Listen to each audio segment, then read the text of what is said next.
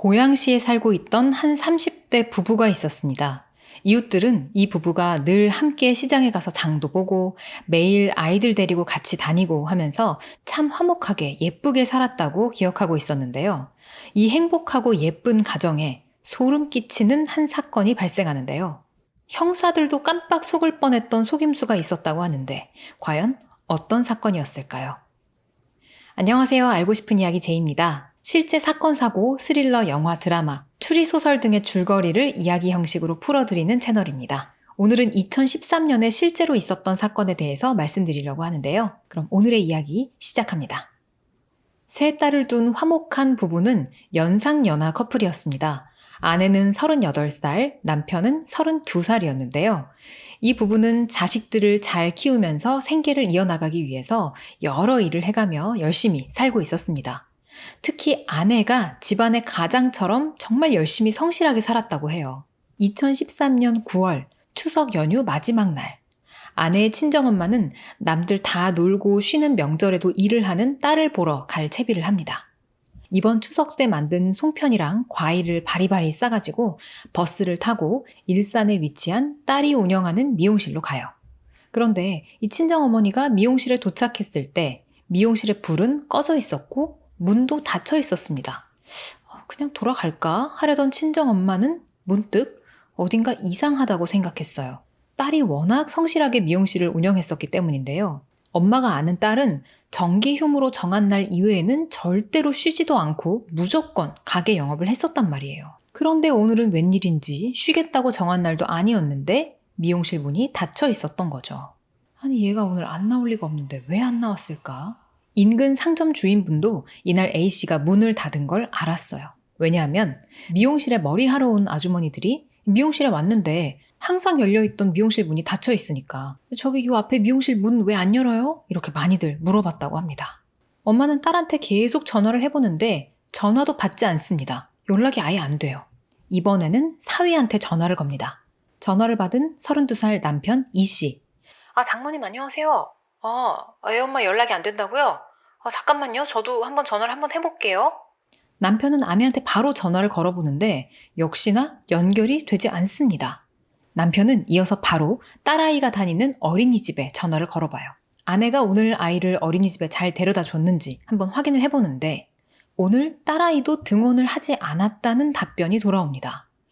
원래 아침 9시면 등원을 하는데 오후가 되도록 아내도 딸도 어린이집에 나타나지 않은 거예요. 이 어린이집 선생님의 증언에 따르면 이 부부의 아이들은 이제까지 한 번도 어린이집을 빠진 적이 없었대요. 정말 매일매일 갔다고 합니다. 심지어 아파도 갔대요.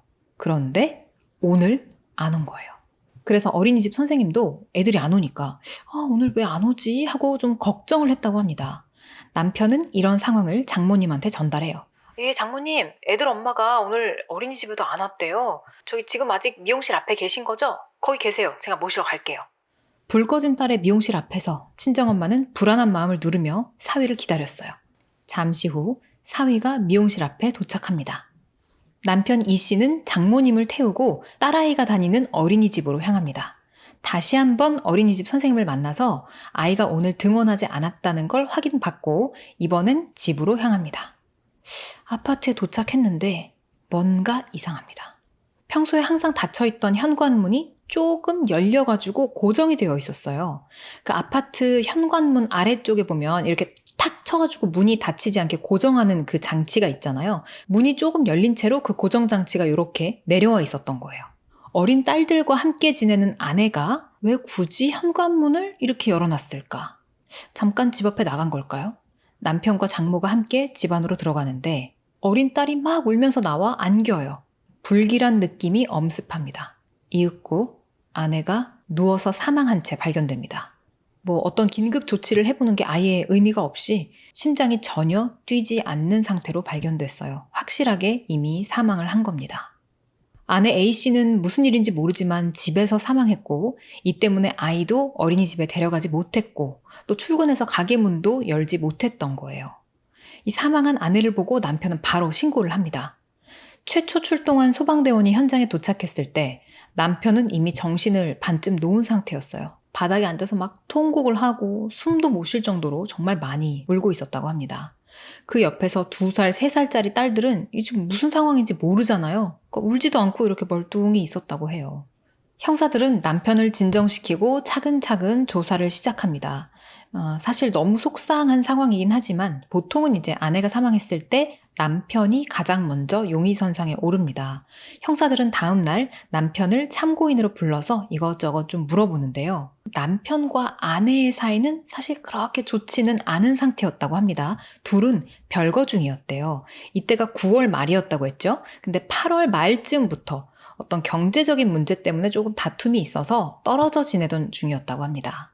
이 부부에게는 5살, 3살, 2살짜리 세 딸이 있었는데 남편이 5살짜리 첫째 딸을 데리고 본가에서 지내고 있었고 아내는 둘째랑 막내를 데리고 원래 부부가 함께 살던 이 집에서 지내고 있었던 거였습니다. 그리고 사건이 벌어지기 전날 남편이 첫째 딸을 데리고 아내를 만나러 이 집에 다녀갔다고 해요. 그리고 남편이 다녀간 그 다음 날에 아내가 사망한 채 발견된 겁니다. 이런 사건, 사고 이야기 많이 들어보신 분들이라면 이거 100% 남편이 범인이다 이렇게 생각을 하실 텐데요. 남편은 예상외로 용의선상에서 빠르게 제외됩니다. 여러 가지 알리바이가 명확하게 확인이 됐어요. 일단 남편은 전날 아이들을 데리고 아내랑 다 같이 마트에 가서 장을 본 후에 집에 와서 삼겹살을 구워 먹었다라고 진술했습니다. 밥을 먹고 난 후에는 이제 밤이니까 애들 먼저 재우고 아내와 뭐 이런저런 이야기를 나누다가 아내도 이내 곧 졸리다고 해서 자신은 자고 있는 큰딸을 깨워서 본가로 갔다고 합니다. 이게 남편이 아내를 마지막으로 본 것이었어요. 형사가 혹시 그날 밤에 뭐 아내랑 다툼이 있거나 하진 않았냐라고 물어보는데 남편 이 씨는 사실 별거 시작하고 그 전까지는 조금 다툼이 있긴 했는데 그날은 그래도 다시 잘 해보자 라는 얘기를 나눴었다고 해요. 근데 하필 잘해보자고 얘기한 그 다음 날에 아내가 돌연 사망해버리고 만 것이었습니다. 아내 휴대폰에서도 실제로 남편이 진술한 대로 우리 임대 아파트로 들어가서 다시 한번 잘해보자 라는 내용의 문자가 발견됩니다. 결정적으로 그날 밤 집을 나서는 남편과 딸의 모습이 찍힌 엘리베이터 CCTV 화면을 보면 이 두 사람이 바깥쪽을 향해서 이렇게 다정하게 손을 흔드는 모습이 담겨져 있었습니다. 아직까지 아내의 사망 시점을 명확하게 확정할 순 없지만 어쨌든 간 최소한 이때까지는 그럼 아내가 살아 있었다고 볼 수 있겠죠. 엘리베이터에 아빠랑 같이 타서 이렇게 막 손을 흔들었던 이 딸한테도 여성 프로파일러가 이제 질문을 하는데요. 엄마가 자신이랑 아빠한테 이렇게 손을 흔들어 줬다라고 이 어린 딸아이가 답변을 합니다. 이 정도면 꽤 명확한 알리바이죠. 혹시나 싶어서 남편의 행적도 쭉 조사를 해보는데 남편은 이렇게 CCTV에 찍힌 대로 딸아이를 데리고 엘리베이터를 타고 바로 지하주차장으로 가서 거기서 차를 타고 나갑니다. 그리고 자신이 지내던 본가로 바로 돌아갔고요. 본가로 돌아간 이후에는 아내가 있는 곳에 다시 돌아온 적이 없습니다. 그냥 자기가 지내는 그 본가 집 앞으로 담배를 피우러 나갔다가 들어갔다가 나왔다가 들어갔다 한 게 다였다고 해요. 그러면 이제 사실상 남편은 아니고 남편이 집을 떠나고 난 이후에 누군가가 침입했다라는 얘기가 되는 건데요.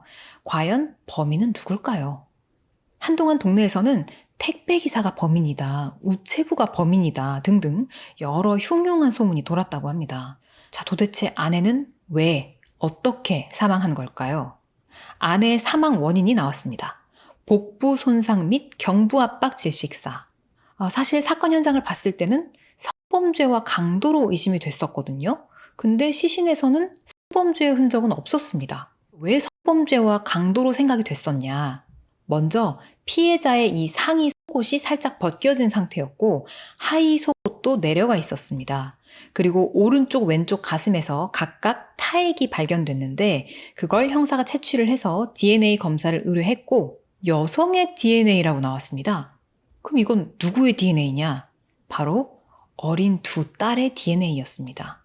배고픈 이 어린 아기들이 사망한 엄마의 젖을 문 것으로 보여요. 그런데 좀 아까 제가 상의 속옷에 대해서 말씀드릴 때 이제 살짝 벗겨져 있었다라고 말씀을 드렸잖아요. 상태를 조금 자세히 설명드리자면 그 방향이 좀 어색했다고 해요. 전문가에 따르면 보통 이런 류의 사건 현장에서 보면 상의 속옷이 위쪽으로 올라가 있다고 합니다. 그런데 피해자의 상의 속옷은 밑으로 내려가 있었다고 해요. 또 성범죄 목적으로 여성을 제압할 때는 이제 안면을 이렇게 가격한다든가 이 손목을 완전히 제압한다든가 그런 행동을 보이는데 그런 흔적도 관찰이 되지 않았습니다. 근데 결정적으로 정액 검사가 음성으로 나옵니다. 근데 왜 굳이 범인은 마치 성범죄가 벌어졌었던 것처럼 이렇게 연출을 해놨을까요? 빠르게 털고 들키지 않고 도망쳐야 되는 범행 특성상 또 이런 걸 일부러 이렇게 연출을 해놨다는 게 이게 시간이 들잖아요. 그래서 뭔가 부자연스럽단 말입니다. 사실 강도도 아닌 걸로 보였던 게 집안이 어지러웠던 것 자체는 맞는데 뭔가 현장이 부자연스러웠다고 합니다. 장롱과 서랍이 열려 있었는데 이 서랍의 경우에 맨 윗칸이 열려 있었다고 해요. 근데 보통 절도범들은 서랍을 아래에서부터 열어본다고 합니다. 그게 훨씬 더 효율적이기 때문이에요. 그 다음에 또 작은 방에 있던 컴퓨터가 이렇게 쓰러져 있었는데 이게 굉장히 불필요한 행동으로 보였어요. 필요 없으면 애초에 건드리지 않아도 되는 물건인데 굳이 뭔가 오버스럽게 이렇게 쓰러뜨려 놨다는 점. 그런데 또 장롱 안에 있던 이불은 잘 개져 있는 상태로 바닥에 이렇게 떨어져 있기만 했고요. 뭔가 상황에 일관성이 없죠. 그리고 주방에 안에 가방 속에 물건들이 막 쏟아져 있었는데 보통 범행을 할 때 가방을 뒤지는 목적이 지갑이겠죠. 돈. 그런데 범인은 지갑을 건드리지도 않은 것 같았어요. 현금도 그대로 있었고요.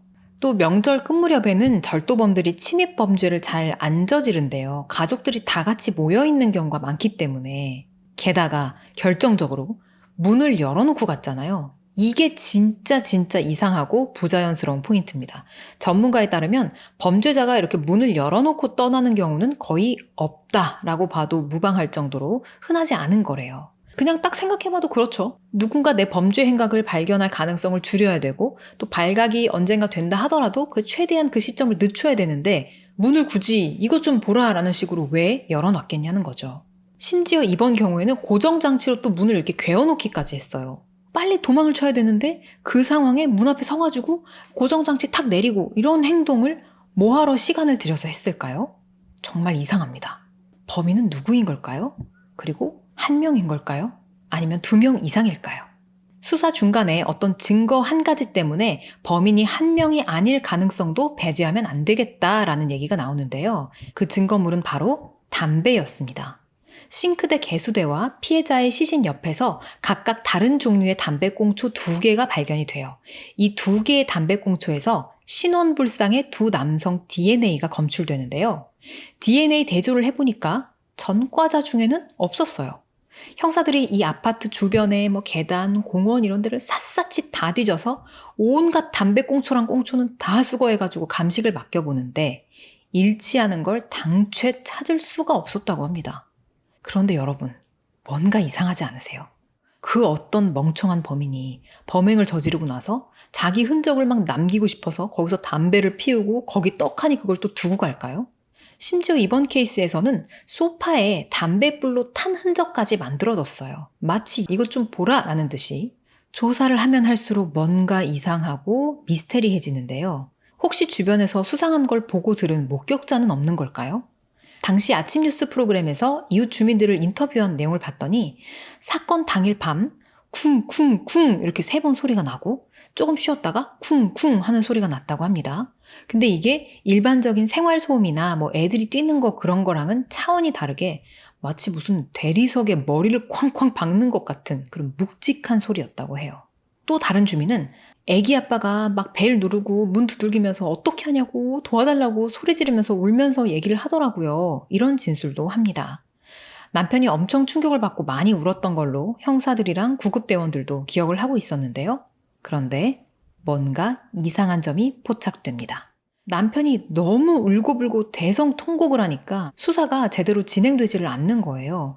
그래서 어쩔 수 없이 형사들이 귀가 요청을 했다고 합니다. 좀 돌아가 계셔라. 저희가 조사를 잘 하겠다. 그래서 남편이 엘리베이터를 타고 현장을 떠나는데 이 안에서 남편이 보인 행동이 뭔가 이상합니다. 아파트 엘리베이터 한쪽 구석에 보면 광고판이 있잖아요. 이 남편이 엘리베이터에서 그걸 유심히 봐요. 아니, 방금 전까지 아내가 죽었다고 막 뒤집어지면서 울고불고 막 정신 놓쳤던 사람이 그 광고판을 이렇게 관심 있게 보는 거예요. 저럴 정신이 어디 있을까 싶은데. 그리고 또 다른 층에서 아파트 주민이 타니까 거울 쪽으로 쓱 가서 거울 보면서 자기 머리를 이렇게 만집니다. 바로 몇 분도 아니고 단 몇 초 사이인데 이 현장에서 보여줬던 모습이랑 엘리베이터를 탄 모습이랑 너무 바로 싹 바뀌었죠. 남편의 알리바이가 확인이 돼서 분명히 용의선상에서 배제가 됐었단 말이죠. 아까 분명히 아이가 바깥을 보면서 이제 엄마 안녕 하고 손 흔들고 아빠랑 갔고 그게 끝이었잖아요. 근데 제가 한 가지 말씀 안 드린 게 있습니다. 아이가 자기가 손 흔들고 인사할 때 이제 엄마가 있었다고 했잖아요. 자기들을 향해서 이제 엄마도 같이 손 흔들어 줬었다고. 근데 아이가 엄마의 표정에 대해서 말한 게 한 가지가 있었어요. 여성 프로파일러가 아이한테 엄마가 손 흔들 때 어떻게 흔들어 줬어? 손 흔들어 줄 때 엄마가 어떤 모습이었어? 이렇게 물어봤는데 엄마가 찡그리고 있었어. 이렇게 말했다고 합니다.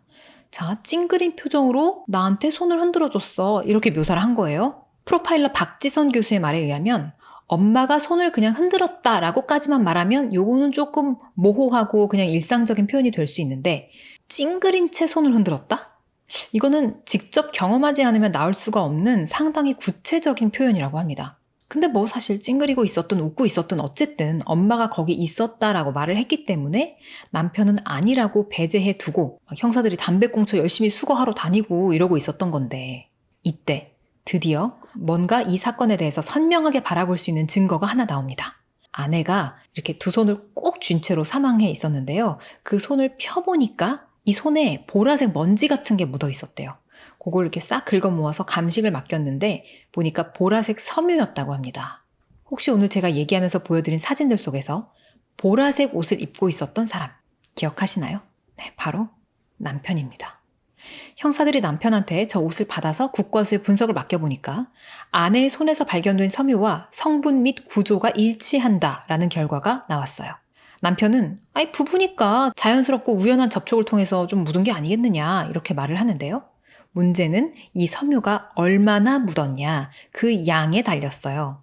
그냥 자연스럽게 지나가다가 묻은 거면 저렇게 양손에 보라색 먼지처럼 보일 정도로 이렇게 막 많이 묻지는 않는다는 거죠. 아주 강한 힘으로 이렇게 꼭 쥐고 막 잡아 당기고 그랬을 때 나올 정도의 양이 검출이 된 거예요. 조사관들은 이 섬유의 양을 보고 강제성이 있는 행동이었냐 아니었냐를 판단한다고 하더라고요. 이전에 왜 제가 드라마 사인 줄거리 얘기해드렸을 때 그리고 또 책 가재가 노래하는 곳 줄거리 얘기해드렸을 때도 이 섬유를 가지고 증거로 제출하는 내용이 있었었잖아요. 이런 미세 증거가 때로는 가장 강력한 증거가 되기도 한다고 합니다. 자, 이걸 시작으로 점점 더 많은 증거들이 포착돼요. 부검 결과 아내의 위장 안에 전날 먹었던 음식이 그대로 있었다고 합니다. 즉, 소화되기도 전에 사망했다는 뜻이 되겠죠. 사망 시점이 음식을 먹은 직후다라는 말이 되는 건데 전날 밥을 누구랑 먹었죠? 남편이랑 같이 먹었습니다. 아니 그럼 남편이 밥 먹고 아내를 죽이고 나간 거라면 첫째 딸이랑 남편이 집 나설 때 엄마가 살아있지 않았다라는 말이 되는 건데 그럼 엘리베이터에서 손을 든 건 뭘까? 이것 때문에 당시에 수사팀 내부에서도 아이가 아무것도 없는데 아무렴 손을 흔들겠냐. 그래도 5살인데. 그리고 형사들한테 엄마가 손 흔들어줬어. 분명히 이렇게 얘기를 했단 말이죠. 이렇게 어린아이가 거짓말을 할 리가 없다. 하지만 또 팀 내의 다른 형사들은 아이가 그냥 잠결에 아빠가 빠이빠이 해 라고 하니까 그냥 이렇게 한 걸 수도 있다. 이런 가능성들을 막 제기했었는데 후자가 맞았습니다. 당시에 정말 많은 사람들이 이 지점에서 너무 무섭다고 소름 돋는다고 얘기를 많이 했었는데요. 첫째 딸은 정말로 아빠가 그냥 엄마한테 빠이빠이 해 하니까 그냥 한 거였어요. 이거를 늘 하던 행동이었기 때문에 그냥 거부감 없이 받아들이고 습관처럼 빠이빠이 이렇게 한 거죠. 하지만 속일 수 없었던 거. 엄마가 얼굴을 찡그리고 있었다. 아마 엄마의 마지막 고통스러운 얼굴을 기억했던 게 아닐까 싶은 지점입니다. 진짜 여러모로 너무 잔인하죠. 자기 자식을 어떻게 보면 자기 범행을 감추기 위해서 이용한 거잖아요. 그리고 또 생각해보면 사건 당일에 남편의 동선도 이상해요. 미용실에 있던 장모가 자기 본가에 있던 사위한테 전화를 걸어서 A가 지금 연락이 안 된다라고 얘기를 한 상황이면 바로 그냥 아내의 집부터 가보면 되잖아요. 근데 남편 이 씨는 굳이 장모님 미용실 앞에 계시라고 하고 미용실로 먼저 갑니다. 미용실로 가서는 방금 장모님이 불 다 꺼졌다고 문 닫혔다고 다 말해줬는데 굳이 한 번 더 살펴봐요. 그 후에 어린이집 원장 선생님이라도 만나보겠다고 하고 또 어린이집으로 굳이 갑니다. 아까 통화했잖아요. 아예 안 왔다고. 근데 굳이 확인을 하러 또 간 겁니다. 그리고 나서야 집으로 가요. 사실상 남편이 지내던 본가와는 미용실이나 어린이집보다 아내 집이 제일 가까웠단 말이에요. 그날 이렇게 움직이는 동안에 A씨의 친정엄마는 사위가 조금 이상하다라고 생각했다고 해요.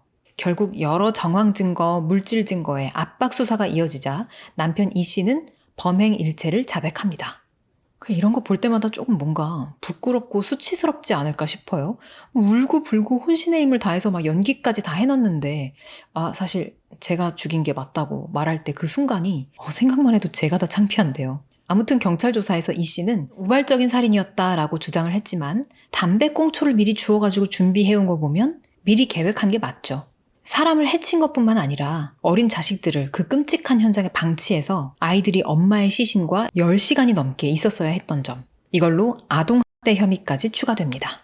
결국 남편 이 씨는 징역 20년을 선고받았습니다. 이 씨는 자기가 변변한 직장이 없어서 경제적으로 조금 무능했는데 그래서 평소 아내한테 오랫동안 갖은 모욕과 구박을 당해서 별거 중이었다. 하지만 제가 최근에 공인중개사 시험도 정말 열심히 준비하고 있었고 사건 당일에도 추석 연휴라 일부러 집에 간 건데 자기한테 또다시 아내가 야, 이 능력 없는 놈 꺼져라 라는 등 막말을 퍼부어서 홧김에 아내의 복부를 발로 차고 목을 졸라 살해했다. 이렇게 진술했습니다. 끝까지 뭔가 남 탓하는 느낌이 드는데요. 이 남편이 자격증 시험 준비하는 동안에 생계를 아내가 다 책임지고 있었대요. 자연스럽게 아내가 당연히 모든 경제권을 갖고 있었겠죠. 그 전에도 아내가 원래 미용실을 해서 돈을 좀 모아서 그 돈으로 노래방을 차렸었대요. 근데 이제 조금 하다가 이 뺀질이 남편이 힘들다고 하니까 그걸 접고 또 피자집을 차렸다가 그것도 돈이 많이 안 돼서 아내는 막 쌀도 싼 거 골라 사 먹으면서 절약을 하고 그렇게 살았다고 합니다.